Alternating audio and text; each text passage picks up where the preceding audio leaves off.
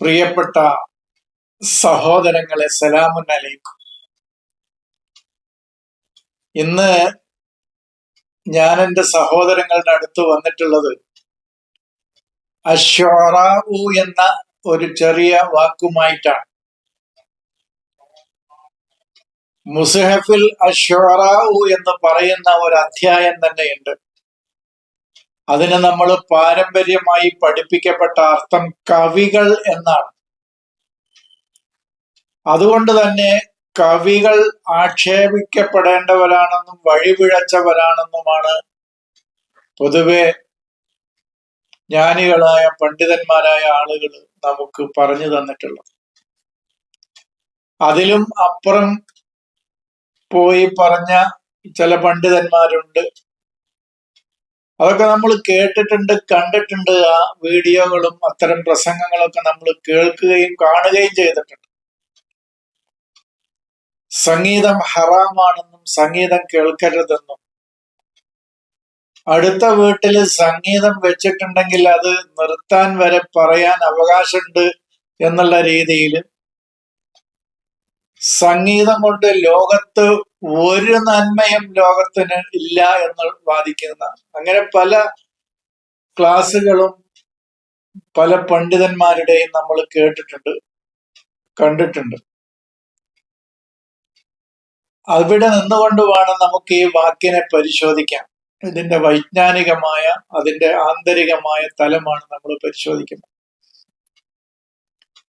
ഞാൻ പറഞ്ഞല്ലോ, നമ്മുടെ പണ്ഡിതന്മാരായ ആളുകൾക്ക് അവരുടെ ബോധ്യങ്ങളാണ് അവരുടെ ശരി. ഞാൻ എൻ്റെ ബോധ്യമാണ് എൻ്റെ ശരി എന്ന് പറയാറുണ്ട്. എൻ്റെ ശരിയല്ല എൻ്റെ സഹോദരങ്ങളുടെ ശരി എന്നുള്ളത് ഞാൻ സൂചിപ്പിക്കാറുണ്ട്. കാരണം എനിക്ക് ബോധ്യപ്പെടുന്നതാണ് എൻ്റെ സത്യം.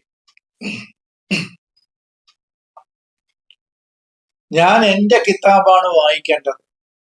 ഇത് നമ്മളുടെ അടിസ്ഥാന തത്വങ്ങളുടെ കൂട്ടത്തിൽ ഒരു തത്വമാണ്.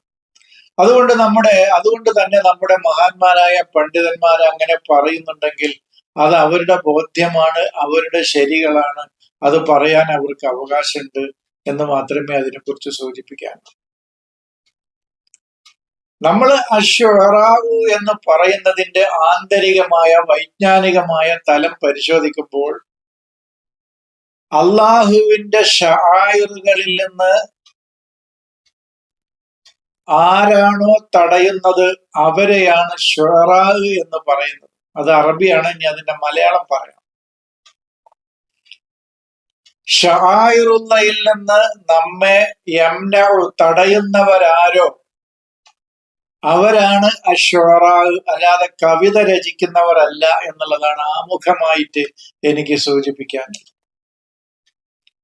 അതായത് ഇത്തിബാഉ ശുഊർ, തന്റെ ശുഊറുകളെ ഇത്തിബാഉ ചെയ്യുന്നവരാണ് ശുഅറാക്കൾ എന്ന് വേണമെങ്കിൽ പറയാം. അതും അറബിയാണ്. ഇത്തിബാഉ ശുഊർ എന്നുള്ളതും അറബിയാണ്.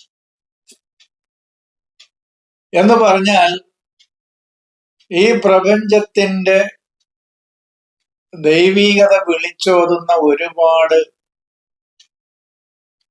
ഉദാഹരണങ്ങളും വസ്തുക്കളും നമ്മുടെ മുമ്പിലുണ്ട്.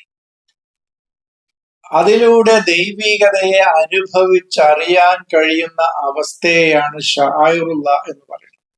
അങ്ങനത്തെ വസ്തുക്കളെയാണ് ശആയിറുള്ള എന്ന് പറയുന്നത്. അത് പ്രപഞ്ചത്തിലെ സൃഷ്ടിപ്പിന്റെ ഓരോ രഹസ്യങ്ങളും അങ്ങനെയാണ്. അതിലൂടെ നമുക്ക് ദൈവീകതയെ അനുഭവിച്ചറിയാൻ കഴിയും. ആ അനുഭവിച്ചറിയാൻ കഴിയുന്ന ആ വസ്തുക്കളെയാണ് ശആയിറുള്ള എന്ന് പറയുന്നത്. അങ്ങനെ നമ്മുടെ മനസ്സിൽ, നമ്മുടെ ചിന്തയിൽ അവയെ അനുഭവിച്ച് ദൈവീകതയെ അനുഭവിച്ചറിയുന്നതിൽ നിന്ന് നമ്മെ തടയുന്ന, അവ പിഴച്ച തെറ്റായ വഴികളിലൂടെ നമ്മെ നയിക്കുന്ന ആളുകളാരും അവരാണ് അശ്ശുഅറാഉ എന്ന് പറയുന്നത്. അല്ലാതെ കവികൾ എന്നുള്ള അർത്ഥത്തിനല്ല എന്നാണ് ആമുഖമായിട്ട് എനിക്ക് സൂചിപ്പിക്കാൻ.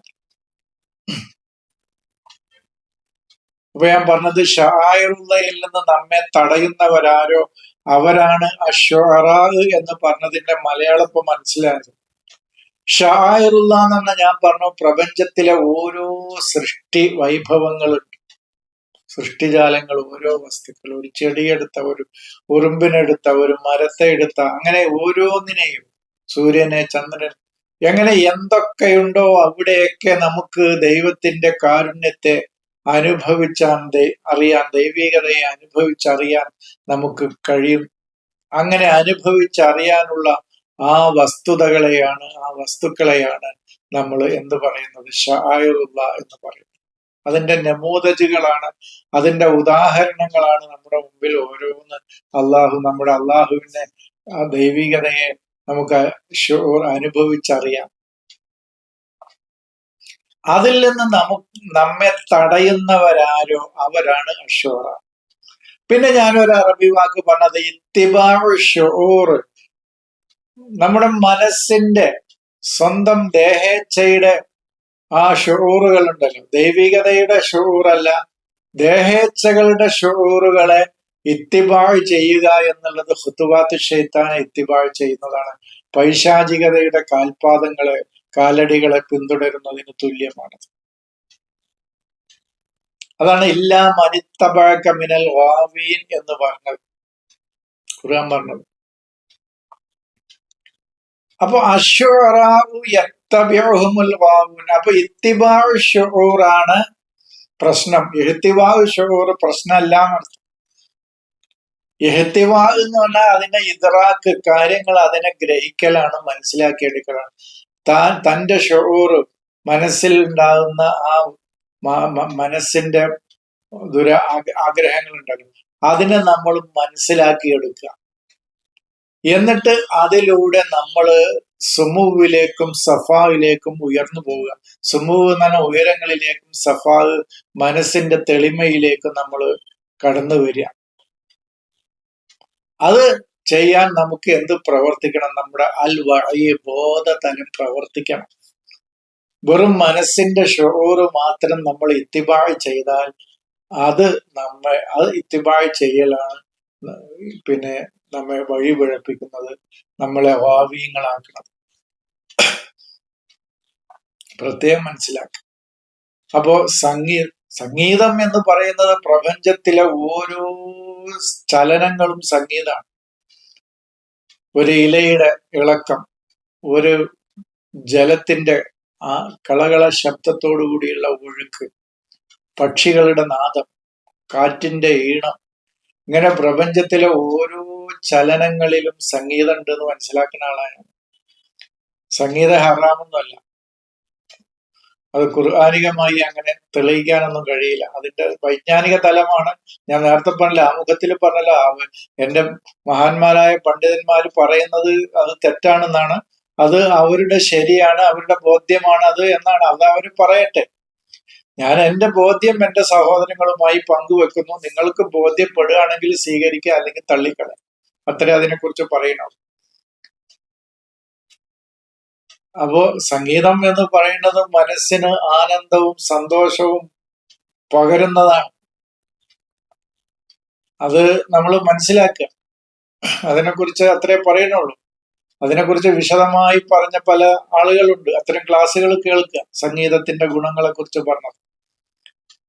അപ്പൊ ഞാനതൊന്നും പറയുന്നില്ല. ഞാന് മുസ്ഹഫില് അതിന്റെ വീക്ഷണാണ് പറയുന്നത്. അപ്പൊ ഇത്തിബാഉ ശുഊറാണ് ഷുറാക്കൾ ചെയ്യണത് എന്നർത്ഥം. അതാണ് നമ്മൾ പറഞ്ഞത്. അല്ലാതെ അവര് കവിതകൾ രചിക്കുക അല്ലെങ്കിൽ സംഗീതം ഉണ്ടാക്കുക എന്ന് പറയുന്നത്, നല്ല ആശയങ്ങളുള്ള കവിതകളുണ്ട്. കവിതകൾ കുട്ടികളെ സ്കൂളില് അറബി പുസ്തകത്തിൽ പഠിപ്പിക്കുന്ന പോലുണ്ട്. കവിതകൾ, നെളുമുകൾ, കവിതകൾ പഠിപ്പിക്കുന്നുണ്ട്, ഷെയർ പഠിപ്പിക്കുന്നുണ്ട്. അപ്പോൾ ഷെയർ വരെ പഠിപ്പിക്കുന്ന ഉണ്ട്. ആ കവിതയിലൂടെ തന്നെ മറുപടി പറഞ്ഞിട്ടുണ്ട് പലതും. റസൂലിനെ ആക്ഷേപിക്കുന്ന ആളുകൾക്ക് അതേപോലെ കവിതയിലൂടെ തന്നെ മറുപടി പറഞ്ഞ ചരിത്രം പറയുന്നുണ്ട്, ചരിത്രം ശരിയാണെങ്കിൽ. അപ്പൊ അതൊക്കെ പോട്ടെ, അതിനെക്കുറിച്ചൊന്നും ഇപ്പൊ നമുക്ക് ചർച്ചയില്ല. അപ്പോ വഹും ലാ യഷ്ഉറൂൻ എന്ന് പറഞ്ഞല്ലോ, ആ ഷുഊർ എന്ന് പറഞ്ഞ ദൈവികതയെ അനുഭവിച്ചറിയാണ് ചെയ്യുന്നത്. വഹും ലാ യഅലമൂൻ എന്നൊക്കെ പറയുന്നത്. അതാണ് വലാ തഹ്സബന്നല്ലദീന ഖുതിലൂ ഫീ സബീലില്ലാഹി അംവാതും ബൽ അഹ്യാഉൻ വലാകില്ലാ തഅലമൂനും വലാകില്ലാ തശ്ഉറൂൻ എന്ന് പറയുന്നത്. ദൈവികതയുടെ വഴിയിൽ തന്റെ ചിന്തകളെ മുഴുവൻ വെടിഞ്ഞ ആളുകൾ സത്യത്തിൽ അവര് ജീവിക്കുകയാണ് ചെയ്യുന്നത്. അവര് ദൈവികതയിൽ ജീവിക്കുകയാണ്. അതാണ് അത് നിങ്ങൾക്ക് അത് അനുഭവിച്ചറിയാൻ കഴിയുന്നില്ല എന്നാണ് പറയുന്നത്. അതാണ് വലാക്കില്ലാത്ത ഷുറൂൻ എന്ന് പറയുന്നത്. അപ്പൊ അതാണ് ആ ഷുറൂറുള്ളയിൽ നിന്ന്, ആ ഷആയിറുള്ളയിൽ നിന്ന് നമ്മെ തടയുന്നവരാരോ അവരാണ് അശ്വറാവു എന്ന് പറയുന്നത്. അതാണ് അശ്വറാവു യത്തബിഉഹുമുൽ ഗാവൂൻ എന്ന് പറഞ്ഞത്. മനസ്സിലായിട്ടുണ്ടാവും എന്ന് വിചാരിക്കണം. അല്ലാതെ കവിതയും കവികളും സംഗീതം രചിക്കുന്നവരും പാട്ട് പാടുന്നവരൊന്നും അല്ല. ഒരു പാട്ട് പാടുന്നതൊന്നും പിന്നെ നരകം കിട്ടാൻ മാത്രമല്ല കുറ്റകരമായ കാര്യമായിട്ടൊന്നും മുസാഫിൽ എവിടെയും പറയുന്നില്ല. അത്ര അതിനെക്കുറിച്ച് സൂചിപ്പിക്കുന്നു. അപ്പൊ അതാണ് അലം തറ അന്നഹും ഫി കുല്ലി വാദിൻ യഹീമു എന്ന് പറയുന്നത്.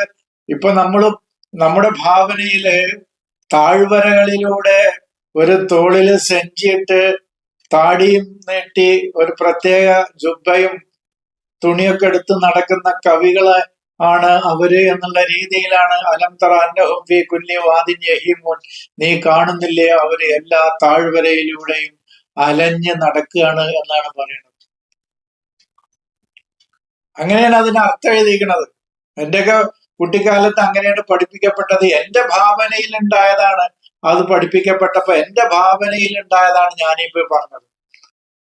കവികള് നമ്മുടെ നാട്ടിലെ കുറച്ച് കവികളൊക്കെ നമുക്ക് അറിയുന്ന ആളുകൾ, അവരൊരു പ്രത്യേക ജുബ്ബ, സാധാരണ ഷർട്ടല്ല, നീളത്തിലുള്ള ഒരു ജുബ്ബയും തുണിയും താടിയും മുടിയൊക്കെ നീട്ടി തോളിലൊരു സെഞ്ചി ഇട്ടിങ്ങനെ നടക്കുന്ന ആളുകളാണ് എന്റെ ഒരു ഭാവനയിൽ തെളിഞ്ഞ ഒരു ചിത്രം.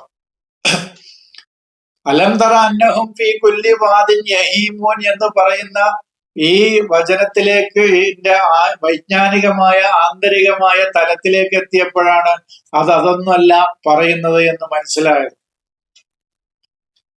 അവിടെ മനസ്സിലായത് എന്താന്ന് പറഞ്ഞാൽ അലം തറ അന്നഹും ഫീ കുല്ലി വാദിൻ, അവര് വാദ് എന്ന് പറയുന്നത് വാലി, നമ്മുടെ ചിന്തയുടെ ബുദ്ധിയുടെ താഴ്വരകളിലൂടെയാണ് അവര് അലയുന്നത്. ഹൈമാണ്. ഷുർബുൽ ഹീം എന്ന് പറയണല്ലോ. അവര് ഹീമാണ് കുടിപ്പിക്കപ്പെടുന്നത്. ആ ഹീമിൽ നിന്ന് ഇബ്രാഹ് ചെയ്യുന്ന ആളാണ് ഇബ്രാഹിം എന്നുള്ളത് നമ്മൾ പറഞ്ഞു. ഹാമ യഹീമു, ഹൈമ്. അതിൽ നിന്ന് ആ ഹൈമിൽ നിന്ന് സത്യത്തിലെ ഷുർബുൽ ഹീമാണ് അവർക്ക്. അതാണ് കുടിപ്പിക്കപ്പെട്ടിട്ടുള്ളത് അവർക്ക്. യാഥാർത്ഥ്യമല്ല എന്നർത്ഥം. അപ്പൊ കെട്ടുകഥകളും ഊഹങ്ങളും ഐതിഹ്യങ്ങളും ഒക്കെയാകുന്ന ഈ ഹീമിനെ കുടിപ്പിക്കപ്പെട്ട ആളുകളാണ് അവര്. അതിൽ നിന്ന് ഇബ്രാഹ് ചെയ്യുന്ന ആളാണ് ഇബ്രാഹിം എന്ന് നമ്മൾ പഠിച്ചിട്ടുണ്ട്. ഇബ്രാഹിം, ഹീമിൽ നിന്ന് ഇബ്രാഹ് ചെയ്യുന്ന ആളാണ് ഇബ്രാഹിം. അപ്പോ നമ്മുടെ തലച്ചോറിന്റെ ചിത്രം എടുത്ത ഒരുപാട് വാലീസ് ഉണ്ടാകുന്നില്ല, താഴ്വരകളുടെ വരകൾ ഇങ്ങനെ കാണാൻ. നിങ്ങൾ അതിന്റെ ഒരു മാപ്പ് എടുത്ത് നോക്കുക. അപ്പൊ അതില് വാലീസ് എഴുതി കാണും ഒരുപാട്. അവര് വാദിൽ മുഖദ്ദസ്, വാദിൽ മുഖദ്ദസിൽ നിന്ന് അവര് വളരെ വിദൂരത്താണ് കഴിയുന്നത്. അവരുടെ ബോധതലം, അവരുടെ ബുദ്ധിയുടെ ചിന്തയുടെ തലം, അവര് വാതിൽ മുഖദ്ദസിലേക്ക് എത്തിയാലേ അവർക്ക് ദൈവവിളി കിട്ടുള്ളൂ എന്നർത്ഥം. ദൈവികമായ വിളി അവിടുന്നാണ് കിട്ടുക. യാ മൂസ ഇന്നക ബിൽ വാതിൽ മുഖദ്ദസി തുവ എന്ന് പറയുന്നതാണ്. അല്ലാതെ തുവ എന്ന് പറയുന്ന ഒരു മലയുടെ ചൂട്ടിലെ താഴ്വരയല്ല എന്നർത്ഥം. അവിടേക്ക് എത്തുമ്പോഴാണ് അള്ളാഹുവിന്റെ വിളികൾ കിട്ടുക എന്നല്ല.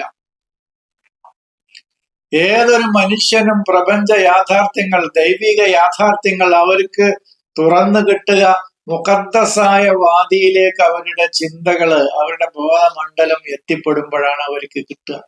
അതാണ് അലം തറ അന്നഹും ഫീ കുല്ലി വാദിൻ യഹീമൂൻ.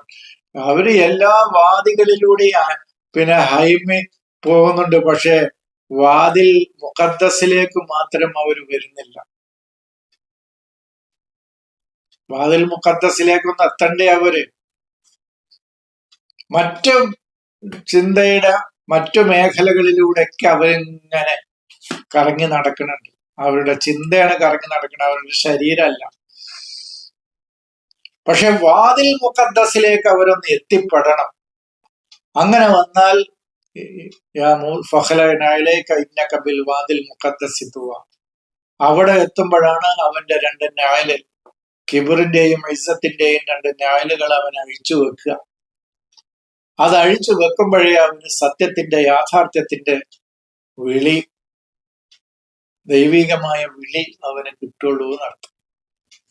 അതാണ് ഇന്നക ബിൽ വാതിൽ അലം തറ അന്നഹും ഫീ കുല്ലി വാദിൻ യഹീമൂൻ എന്ന് പറയുന്നത്. പിന്നെന്താണ്? അന്നഹും യഖൂലൂന വഅന്നഹും യഖൂലൂന മാ ലാ യഫ്അലൂൻ, പ്രവർത്തിക്കാത്തതാണ് അവർ പറഞ്ഞുകൊണ്ടിരിക്കുന്നത്. അതൊക്കെ ഒരുപാട് നമുക്ക് മനസ്സിലാവുന്ന കാര്യങ്ങളാണ്, അതൊന്നും കൂടുതൽ വിശദീകരിക്കേണ്ടതില്ല. അപ്പൊ ഇത്രയും കാര്യം. അതപ്പോ അശ്വറാവു എന്നുള്ളതൊന്ന് ചുരുക്കി പറയാം. ദൈവികമായ ഷായിറുള്ളയിൽ നിന്ന് നമ്മെ മൻ യംനഉ, ആര് തടയുന്നുവോ അവരാണ് അശ്വറാവ്. അതായത് മനസ്സിന്റെ ഇച്ഛകളെ പിന്തുടരുന്നവരാണ്. ആ ഇച്ഛകൾ എന്തൊക്കെയാണെന്ന് ഇദ്റാഖ്, ഉൾക്കൊള്ളുകയും മനസ്സിലാക്കുകയും അതിലൂടെ മുന്നോട്ട് പോയി ഉയരങ്ങളിലേക്ക് അതിലൂടെ മുന്നോട്ട് പോകണം. അതല്ല ശരി എന്ന് ബോധ്യപ്പെട്ട് അതാണ് ഇഹ്തിവാഹ്. അതിനെ മനസ്സിലാക്കി, അതിനെ ഗ്രഹിച്ച് തന്റെ ഇച്ഛകളെ പിന്തുടരുന്നതല്ല സത്യം എന്നവന് ബോധ്യപ്പെട്ട് അതിലൂടെ ഉയരങ്ങളിലേക്ക് പോവുകയും മനസ്സിന്റെ സഫായിലേക്ക് പോവുകയും ചെയ്യുമ്പോഴാണ് അതാണ് അവന് ചെയ്യേണ്ടത്. അപ്പോ ഷുഊറുകളെ ഇത്തിബാ അല്ല, ഇഹ്തിവാ ആണ് ചെയ്യേണ്ടത് എന്നാണ് എനിക്ക് സൂചിപ്പിക്കാനുള്ളത്. ഇത്രയും പറഞ്ഞുകൊണ്ട് ഞാൻ അവസാനിപ്പിക്കുകയാണ്. ഇതിന്റെ ബാക്കി വിശദീകരണങ്ങളൊക്കെ അല്ലംനാഹു ഷേറ എന്നുള്ളതൊക്കെ എപ്പോഴും എന്റെ സഹോദരങ്ങളുടെ മനസ്സിൽ വരുന്നുണ്ടാവും. സൂറത്ത് യാസീനിലെ ഞാൻ അദ്ദേഹത്തെ കവിത പഠിപ്പിച്ചിട്ടില്ല. അദ്ദേഹത്തിന് ആവശ്യമല്ല. അത്തരം കാര്യങ്ങളൊക്കെ ഞാൻ ഇനി വഴിയെ വിശദീകരിക്കാമെന്ന് പറഞ്ഞുകൊണ്ട് ഞാൻ അവസാനിപ്പിക്കുന്നു. സലാം.